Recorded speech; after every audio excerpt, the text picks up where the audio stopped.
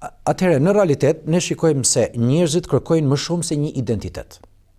Kemi identitet social, kemi identitet kulturor, kemi identitet profesional, kemi identitet politik, kemi identitet ideologjik, kemi identitetet të ndryshme.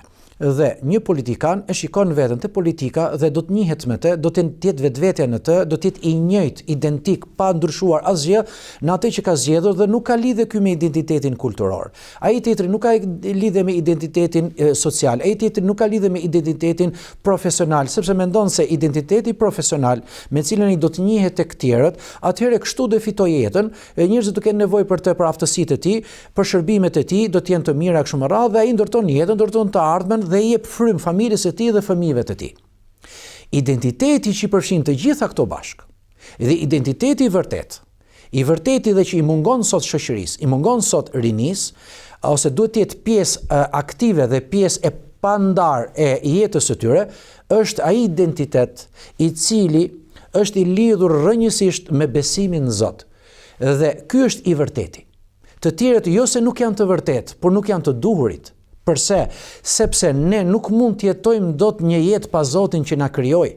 Ne kemi plot njerëz të cilët janë të paqartë në shtigjet që do ndjekin, në rrugët që do ndjekin, në të ardhmen e tyre, sepse i shikojnë gjërat duke qëndruar ulur, duke qëndruar, domethënë në një, ta quash për shembull në një vend konkret, dhe ku ka shumë hapësira, ka shumë rrugë, ka shumë rrugica, ka shumë shtigje, dhe ai nuk din tani që është kjo rruga këtu e duhura, është kjo rrugica këtu, është ky shtegu këtu, është kjo hapësira këtu, nuk e shikon dot. Përse?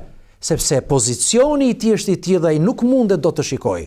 Por sikur ky person të qëndron në një vend të lartë dhe do të shikojë gjërat nga sipër dhe për rrjedhoj do të qartësohet më shumë, hapësirat do të jenë më të qarta dhe do shikojë dhe në fund fare do konstatojë, në konstatime sipër do të vendos. Kjo është rruga.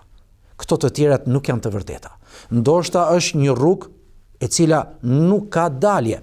Kjo rruga tjetër të çon në një hapësirë gjigande e cila nuk ka më lidhje me vetveten time, familjen time, identitetin tim, me të ardhmen time, me personalitetin tim dhe me interesat e mia. Kurse kjo rruga këtu është rruga e njerëzve të këqij, është rruga e cila është rruga e djallit e kështu me radhë. Atëherë, cili pozicion e bën njeriu që t'i shikojë gjërat nga sipër dhe për rrjedhoj të jetë i qartë për të përcaktuar ecurinë dhe të ardhmen e tij dhe për të formuar ashtu siç duhet identitetin e tij. Vetëm besimi në Zot është ajo gjë e cila e bën njeriu të jetë i qartë për vetveten e tij dhe për të ardhmen e tij. Do ta shpjegoj, nëse më lejoni të më jepni kohë, do ta shpjegoj pak më ndryshe. Si ka mundësi që ne pranojmë se Zoti na krijoi për një jetë të përkohshme, jemi nisur drejt një destinacioni dhe në atë destinacion do të takohemi pikërisht me Zotin i cili na krijoi. Pra, burimi i krijimit prej nesh është pikërisht nga Zoti. Jemi nisur në jetën e kësaj bote për të takuar me Zotin, por duam ta jetojmë jetën pa Zotin. Ky është paradoksi.